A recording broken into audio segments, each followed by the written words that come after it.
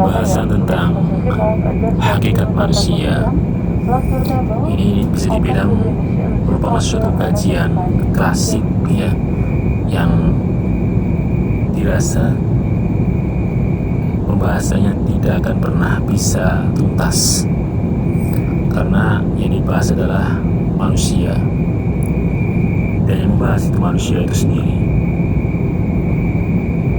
Jadi manusia membahas manusia. Nah, ini akan tergantung dari jauh mana ya kualitas SDM dari masing-masing pribadi untuk membahas hakikat dari manusia itu sendiri. Karena bisa dibilang bahwa manusia adalah sosok yang misterius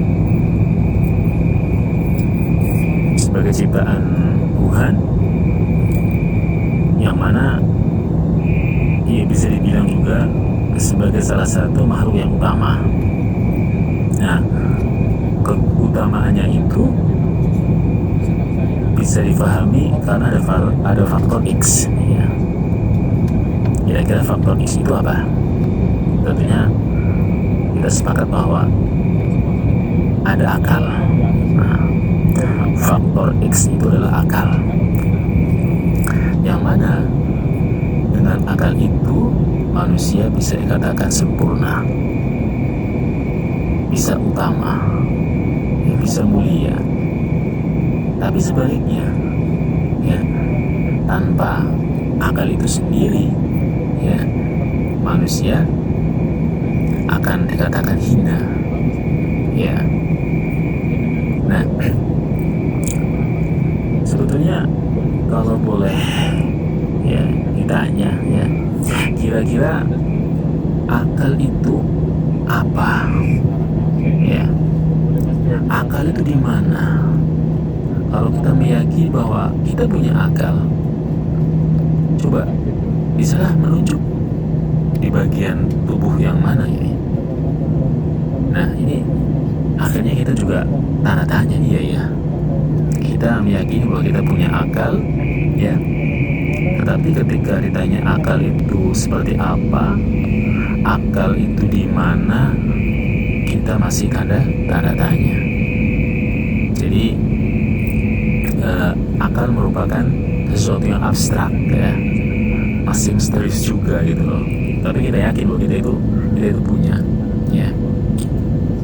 Baik, begitu alangkah baiknya ayo kita bersama-sama mencoba untuk menggali ya lebih dalam tentang kemisteriusan akal yang ada di tubuh kita ya itu. Pokoknya kuncinya adalah dengan akal manusia bisa mulia, tanpa akal manusia bisa hina, nista. Nah itu. Nah, dalam tubuh ini ya, itu ada beberapa bagian-bagian utama ya yang perlu kita cross-checkkan. Yang pertama, kita coba ya, kalau dikatakan bahwa sebagian meyakini bahwa akal itu adalah pikiran, akal itu otak, yang mana dengan akal manusia bisa mulia, bisa utama. Tapi kenyataannya tidak sedikit orang yang mengutamakan, mengidolakan ya, menyanjung-nyanjung tentang kepintarannya, tentang kejeniusannya ya, kepandaiannya yang berpangkal pada otaknya, pikirannya. Tidak sedikit dari mereka yang justru malahan bisa hancur, bisa terbunuh ya, bisa masuk dalam kegelapan gara-gara terjebak di pikirannya, di otaknya, di kejeniusannya. Karena rata-rata orang yang mengutamakan pikirannya ya, tanpa mengimbangi dengan faktor yang lainnya, maka ketika problematika yang dia dapati sudah mentok, maka ya larinya nanti akhirnya jalan pintas, ya, frustasi, ya, mencari cara-cara agar untuk segera menuntaskan masalahnya dengan cara yang kurang baik mungkin, dan akhirnya bisa bunuh diri dan sebagainya. Nah, kalau realitanya itu seperti itu, apakah pantas, ya, keabstrakan dari akal itu hanya terwakili oleh pikiran atau oleh otak, ya? Ya, kita rasa masih belum cukup, ya. Ya, kita coba tambah, ya. Bagaimana ketika akal itu adalah merupakan akumulasi dari beberapa unit, ya. Yang pertama tadi katakanlah oke lah, yang pertama otak, ya, pikiran, ya. Yang kedua kita coba tentang bagian yang lebih luas dari tubuh ini. Di sini ada panca indera, ya, fungsi-fungsi dari tubuh yang secara global, ya, terbagi dalam panca indera, ya. Nah, panca indera ini tentunya mewakili seluruh fisik. Nah, fisik ini bagaimana jika dia itu mewakili, ya, cuma untuk mewakili tentang abstrakan daripada akal, ya. Saya contoh lah, orang yang selalu membangga-banggakan fisiknya, kecantikannya, ya, ketampanannya, ya, kekarannya itu, apakah ini sudah cukup pantas? Apakah dengan itu manusia langsung bisa dikatakan mulia gitu? Wah, cantik sekali, wah, dia mulia, wah, tamat sekali, dia mulia, wah. Apakah cukup seperti itu? Ya, saya rasa ya kurang, ya, belum bisa lah menggunakan abstrakan akal, ya. Karena sekali lagi, ya, dengan akal, ya, manusia akan bisa jadi sesuatu yang mulia. Hanya bermodal dengan fisik belumlah cukup, ya. Kita tambahin dari pertama, ya, otaknya encer, fisiknya bagus, ternyata masih belum bisa mewakili keabstrakan daripada akal. Baik, kita mencoba untuk menambahkan lagi, ya, kira-kira kolaborasi dengan unit yang mana lagi nih dari tubuh kita. Coba kita menambah dengan hati, ya, karena ini akal itu sepertinya tidak berdiri sendiri gitu loh, ya. Karena kita coba untuk kolaborasikan, ya, hati sekarang. Kita punya hati, tentunya kita bilang ya punya pasti. Mana ada orang hidup yang tidak punya hati, ya. Karena hati merupakan sesuatu yang wajib ada dalam tubuh ini. Nah, tetapi ketika ditanya sebenarnya ini hati yang mana, gitu loh, akhirnya juga jawabannya bisa beda-beda ini, ya.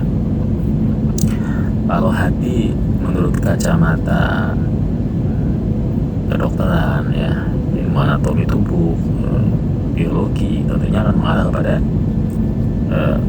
ini bagian di mana, bagian di rusuk ini, ya, di dalam sana itu. Nah, itu namanya hati atau liver, ya, punya fungsi sendiri, ya, untuk menyaring apa itu, semacam ya dari makanan, ya, menyaring darah di situ, ya,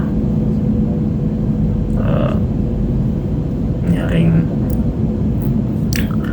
mungkin ada toksin-toksinnya, ya, racun di sana itu salah satu yang begini itu sih daripada itu kacamata anatomi tubuh kedokteran atau biologi, ya.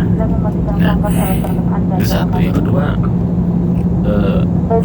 dari sudut pandang disiplin ilmu yang lain juga mengatakan hati itu posisinya beda lagi, ya.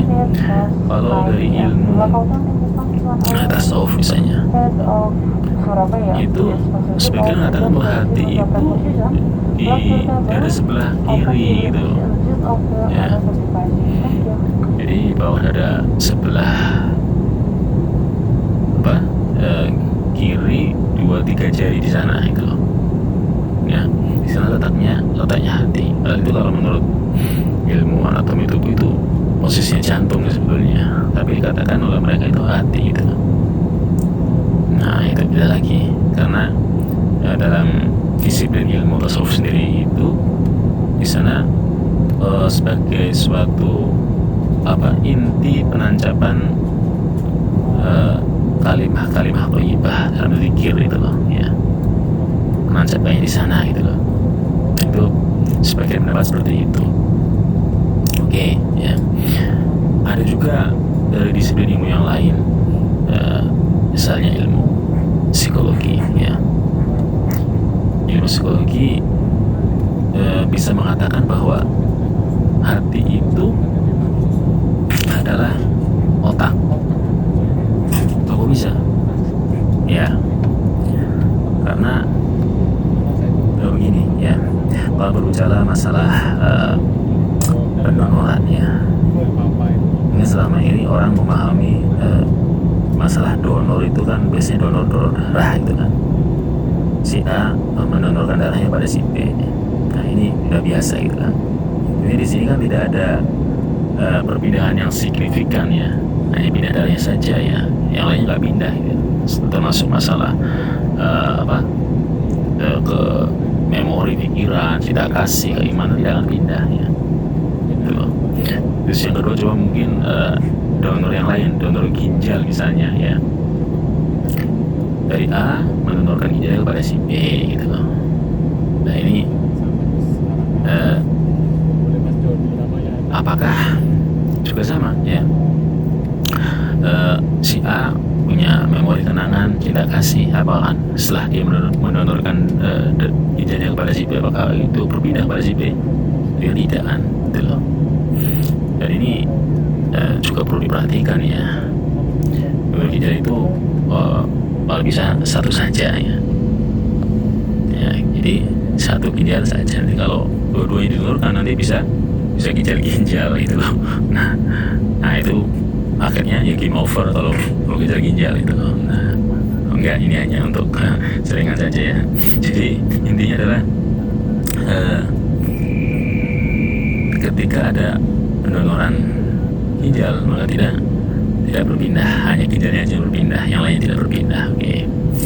Donor jantung juga sama, mungkin ya si A ini ketika dia mau meninggal kemudian wasiat jantungnya nanti tolong didonorkan kepada si B, itu pun juga tidak berpengaruh ya tentang memori, cinta kasih, kenangannya pindah kepada si B itu enggak. Walaupun mungkin dalam cerita-cerita di film itu ya, film-film melo itu kadang-kadang ada seperti itu ya, bahwa ketika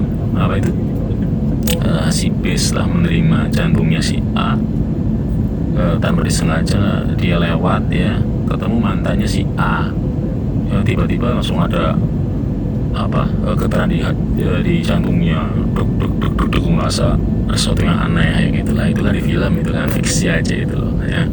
Nah oke. Itu contoh ya. Jadi donor darah, donor ginjal, donor jantung itu tidak ada ininya, efeknya ya. Nah ini kita coba untuk lebih ekstrim lagi ya. Seandainya ada, seandainya ini ya, sebagai contoh saja ya. Dan mungkin ya jarang lah terjadi ya. Seandainya ada pendonoran otak ya, si A sebelum dia wafat dia berwasiat, tolong nanti otak saya didonorkan kepada si B ya, karena si B ini mungkin otaknya sudah mau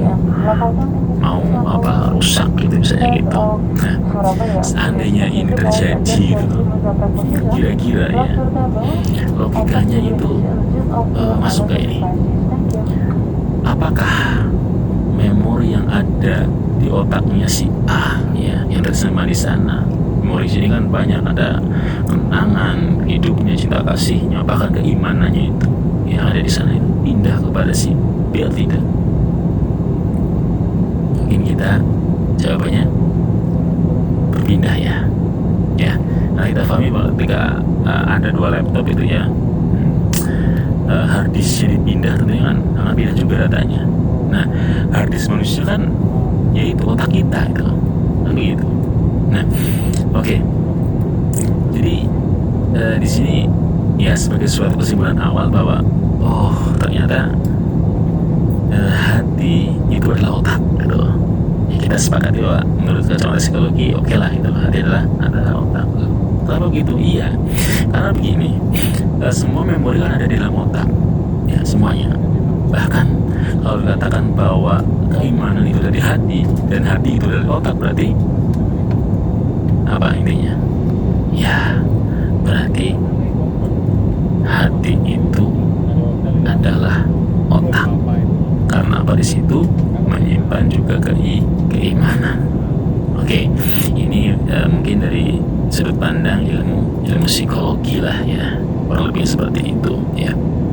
Baik, terus akhirnya ini yang dimaksud hati yang mana jadinya? Nah itu loh. Jadi ya tergantung dari sudut pandang yang melihat ya itu loh. Tapi ini adalah bahwa hati sendiri juga bisa dikatakan abstrak ya itu, tapi ada itu ya. Tinggal tergantung dari sudut mana dia memandang posisi dari hati itu sendiri. Oke, kembali ya bahwa bagaimana ketika keabstrakan dari akal itu sendiri ya, kita mencoba untuk mengakumulasi dari beberapa unit ya, dari mulai otak atau pikiran, kemudian panca indera mewakili fisik, dan dicampur dengan hati. Ketika ini berkolaborasi menjadi satu, kira-kira layakkah ya mereka dikatakan sebagai akal itu sendiri ya? Bagaimana kalau kita sepakati bahwa ini adalah sebagai kesatuan dari akal ya, karena dengan akal manusia itu bisa Yusuf mulia. Nah, untuk mulia, nah ini perlu adanya suatu kerja kolaborasi dari pikiran ya, punya suatu gambaran, keinginan, pemikiran. Nah ini kalau tidak dibantu oleh fisik kita, oleh panca indera, tidak akan bisa bekerja, tidak akan bisa berjalan ya. Nah, untuk mengimbangi itu butuh ada suatu hati ya, sebagai sense-nya ya. Nah ini kolaborasi dari ketiga inilah yang penting. Karena apa? Manusia ketika dia punya suatu potensi yang tinggi dalam dirinya, maka ini akan bisa menjadi suatu bentuk yang nyata ya, ketika ada kolaborasi dari tiga unsur tadi ya, baik pikiran, panca indera atau fisik dan juga hati. Nah oke ya, jadi mungkin kita sepakati bersama untuk pada pemahaman awal ini bahwa akal merupakan kolaborasi dari tiga unsur yang ada dari tubuh kita ya, yaitu ada pikiran ya, fisik atau panca indera dan juga hati ya. Oke.